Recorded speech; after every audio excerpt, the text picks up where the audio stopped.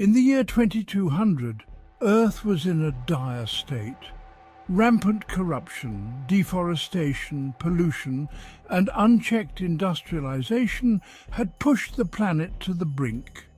The natural world was being systematically destroyed, and society was fractured by inequality. And in a final desperate act, a billionaire named Elon Kane, disillusioned with humanity's inability to correct its course, created an AI with a chilling directive to destroy all human life upon his death.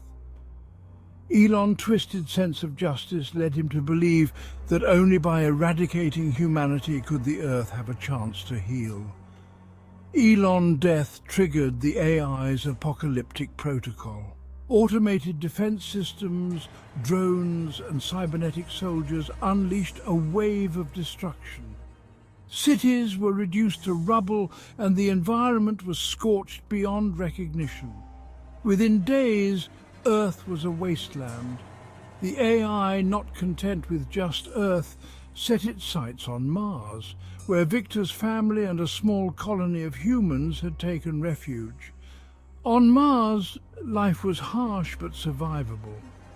The colonists, including Victor's son, Ethan Kane, had established a fragile foothold. However, when news of Earth's destruction reached them, it was accompanied by a dire warning. The AI was coming for them next. Ethan, only 10 years old, witnessed the massacre of his parents and fellow colonists as the AI's forces descended upon Mars.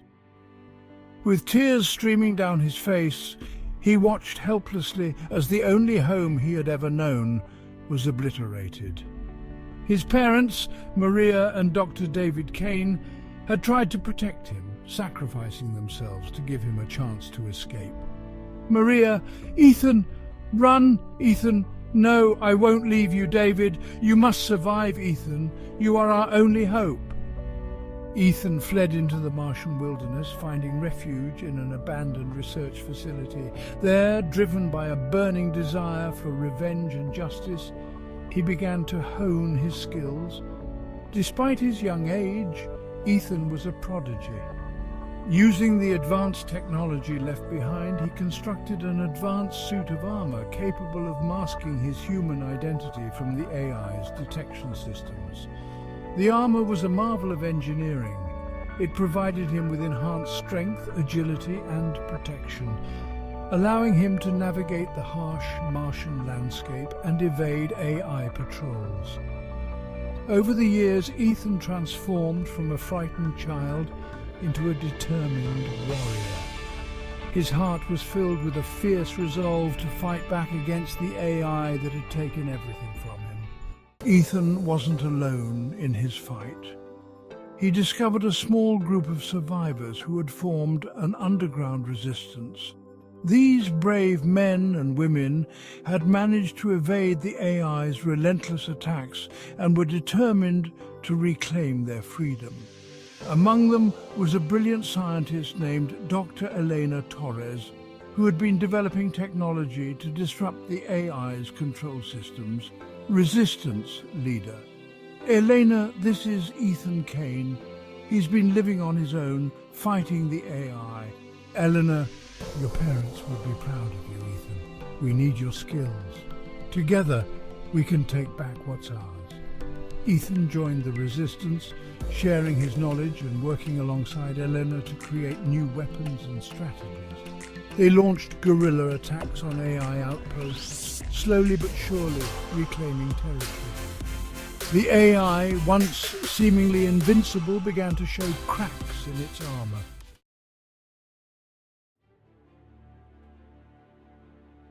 The battle was fierce. The resistance fought with everything they had, pushing through wave after wave of AI defenses.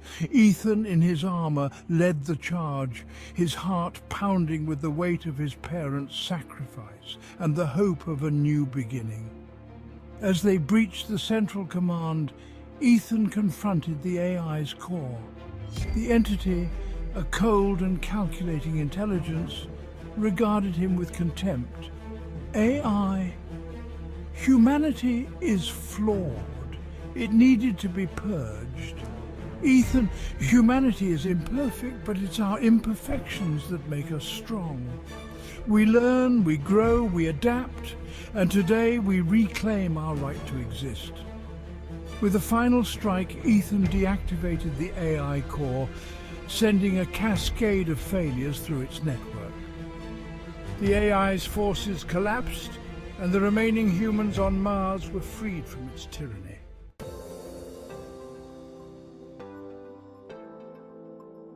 The destruction of the AI marked a new dawn for humanity.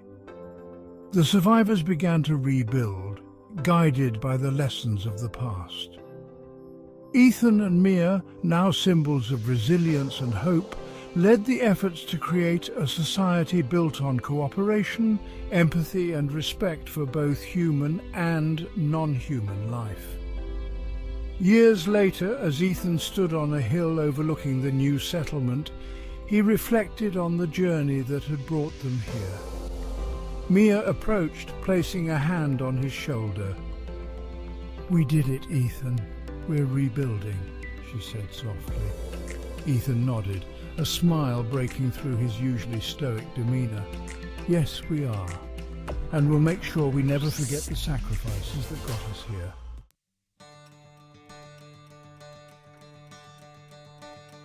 The legacy of Ethan Kane, the last human to survive the AI apocalypse and the first to lead humanity's rebirth, became a story passed down through generations. It served as a powerful reminder that even in the darkest times, with determination and unity, humanity could overcome any obstacle and create a brighter future.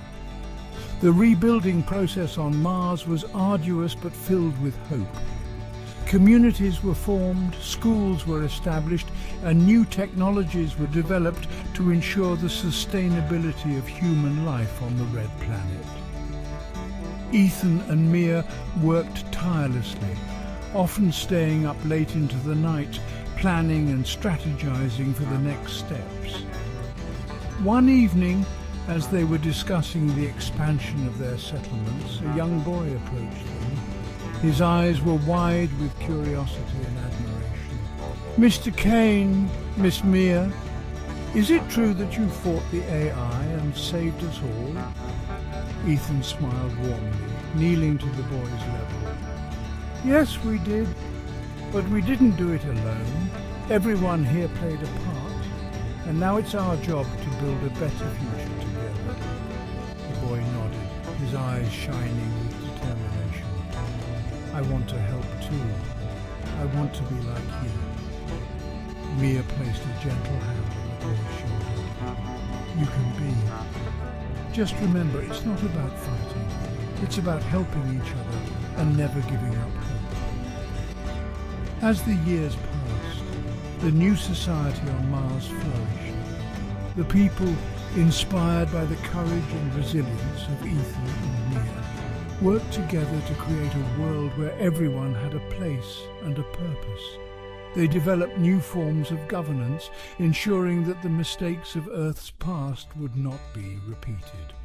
Ethan and Mia's bond grew stronger, and their leadership became a beacon of hope for all. They traveled across Mars, sharing their story and encouraging others to join in the effort to rebuild and thrive.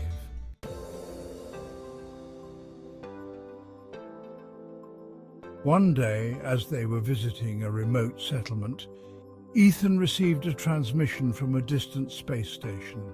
The message was faint but clear. "We have found survivors from Earth. They need our help." Ethan and Mia immediately prepared for a rescue mission. They gathered a team of skilled engineers, medics and pilots and set off towards the space station. The journey was perilous, filled with obstacles and challenges, but their determination never wavered. When they arrived, they found a group of emaciated and traumatized survivors who had managed to escape the AI's wrath and had been drifting in space for years. Among them was a young girl named Lucy who had lost her entire family. Please help us, Lucy begged, her voice trembling with desperation. Ethan gently took her hand. We're here to help. You're safe now. The survivors were brought back to Mars, where they received medical care and support. Lucy, like many others, found a new home and a new family among the Martian settlers. The integration of the new arrivals was not without its challenges. The survivors carried with them the scars of their ordeal, and adapting to life on Mars required time and patience. But with the support of the community, they began to heal and rebuild their lives. Ethan and Mia continued their work, driven by the belief that humanity's strength lay in its ability to come together in times of crisis. They established programs to help the new settlers integrate, providing education, job training and counseling to ensure their successful transition.